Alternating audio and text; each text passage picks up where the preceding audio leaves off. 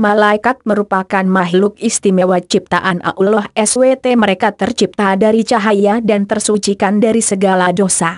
Malaikat memiliki tugas yang sangat penting, yaitu mengawasi setiap tindak tanduk umat manusia.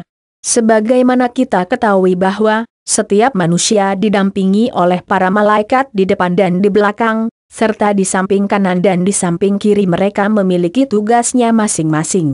Ada yang mencatat amal kebaikan, ada yang mencatat amal keburukan, dan ada pula yang menjaga manusia dari melakukan perbuatan-perbuatan dosa. Dua malaikat ini bertengkar hanya karena sebuah jenazah.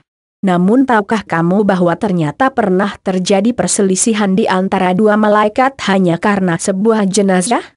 Di mana pada saat itu mereka berselisih karena memperebutkan jenazah tersebut. Hal ini dikarenakan kedua malaikat tersebut ingin menjalankan tugasnya pada si jenazah.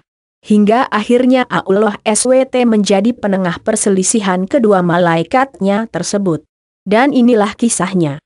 Kisah ini merupakan kisah yang masyhur tentang seorang pendosa yang disebutkan dalam banyak kitab, diantaranya Sahih Imam Bukhari, Sahih Imam Muslim dan Tafsir Ibnu Katsir. Kisah ini bermula dari hijrahnya seorang pendosa menuju pertobatan dan ampunan Allah SWT. Disebutkan bahwa orang ini telah banyak melakukan perbuatan dosa semasa hidupnya. Bahkan sudah 99 nyawa yang mati di tangannya. Namun pada suatu ketika hatinya memberontak dan ia ingin bertaubat. Maka ia pun mendatangi ahli ibadah di zamannya.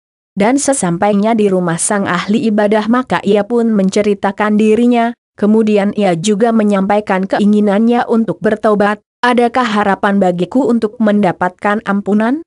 Tanyanya pada sang ahli ibadah. Namun ternyata ahli ibadah tersebut justru mencelanya dan berkata, terlaknatlah kau. Jangankan 99 nyawa, bahkan satu nyawa pun akan sangat susah pengampunannya. Mendengar perkataan ahli ibadah tersebut, maka orang tersebut pun menjadi kesal dan ia pun lantas membunuh sang ahli ibadah tersebut. Sehingga genaplah 100 orang yang telah dibunuhnya. Dan tidak puas sampai di situ, ia pun mendatangi lagi ahli ibadah lainnya. Dia berharap bisa mendapatkan petunjuk untuk mendapatkan ampunan Allah Ta'ala. Dan setelah menemui ahli ibadah yang kedua, maka ia pun menceritakan tentang dirinya dan kejahatan yang telah dilakukannya. Dan ahli ibadah yang kedua ini pun menyarankannya untuk menuju suatu tempat di mana ada banyak orang yang sedang bertaubat dan selalu berbuat baik, sehingga ia bisa terhindar dari kebiasaan buruknya tersebut. Sehingga bergegaslah orang tersebut menuju tempat yang disarankan oleh si ahli ibadah yang kedua. Namun di tengah-tengah perjalanan setelah melalui beberapa jarak, ia meninggal dunia. Padahal hijrahnya menuju pertaubatan belum tuntas.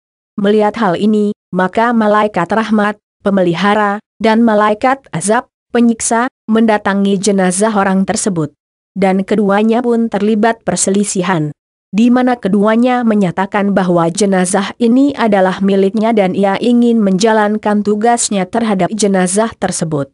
Malaikat rahmat ingin memelihara dan memuliakan jenazah tersebut, sementara malaikat azab ingin menyeret dan menyiksa jenazah tersebut. Malaikat rahmat berkata, ia datang dalam keadaan bertaubat.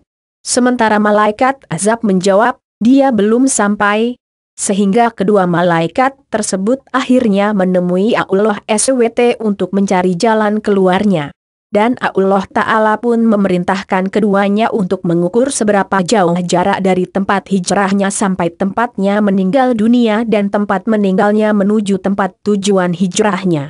Di mana ketentuannya adalah jarak yang lebih dekat dengan tempat hijrah atau tujuan hijrah. Sehingga setelah dilakukan pengukuran, maka jarak antara tempat meninggal dengan tujuan hijrah lebih dekat dari jarak tempat hijrah dengan tempat meninggalnya orang tersebut. Oleh karena itu, malaikat rahmat lebih berhak atas jenazah tersebut. Dan Allah SWT pun akhirnya mengampuni dosa yang telah diperbuatnya. Dan itulah hijrah yang tulus, yang disertai niat yang ikhlas, sehingga Allah SWT memberikan pahala terbaik baginya. Bahkan dalam sebuah riwayat disebutkan bahwa, ketika kematian datang menjemput, saat sakaratul maut, dia akan berupaya dengan dadanya untuk mendekat ke tempat tujuan hijrahnya.